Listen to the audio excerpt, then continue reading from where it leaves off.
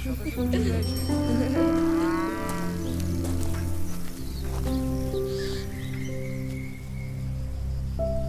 দিন বাসায় এসো, তোমার জন্য গোস্ত রাখবো। ঈদের দিন সবাই আদর করে, গোস্ত দেয়, কিন্তু বাকি দিনগুলা কেউ জানেও না আমরা কেমনে থাকি, কি খাই, কেমনে চলি।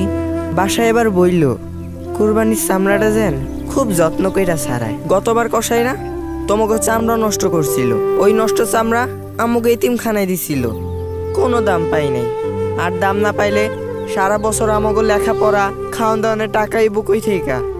কুরবানির গোস্ত একদিনের, কুরবানির চামড়াটা আমাকে সারা বছরের সহায়।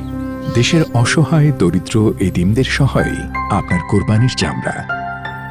চামড়ার মান অক্ষুণ্ণ রাখতে সঠিক পদ্ধতিতে চামড়া ছাড়ান। চামড়া আড়াআড়ি কাটার জন্য সুচালু মাথার ছুরি, চামড়া ছাড়ানোর জন্য বাঁকা মাথার ছুরি ব্যবহার করুন।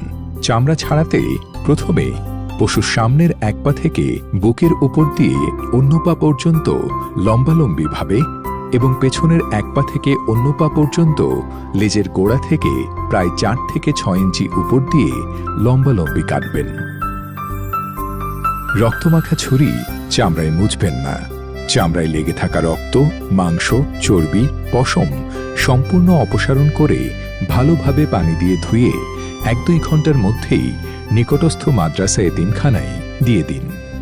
কোরবানির চামড়া মাদ্রাসা এতিমখানায় পৌঁছানো মাত্রই তাতে খুব ভালোভাবে লবণ মাখিয়ে সংরক্ষণের জন্য প্রস্তুত করুন। গরুর চামড়ায় 7 থেকে 8 কেজি লবণ, ছাগল বা ভেড়ার চামড়ায় 3 থেকে 4 কেজি লবণ লাগাবেন। কোরবানির 3-4 ঘন্টার মধ্যেই লবণ মাখিয়ে ফেললে চামড়া দীর্ঘদিন সংরক্ষণ করা যায়, ফলে দামও ভালো পাওয়া যায়। লবণ মাখানো চামড়া একটা শেডের নিচে সংরক্ষণ করুন, যাতে কোনোভাবেই বৃষ্টির পানি প্রবেশ না করে। নিশ্চিত করুন শেডে যেন পর্যাপ্ত বাতাস চলাচলের ব্যবস্থা থাকে।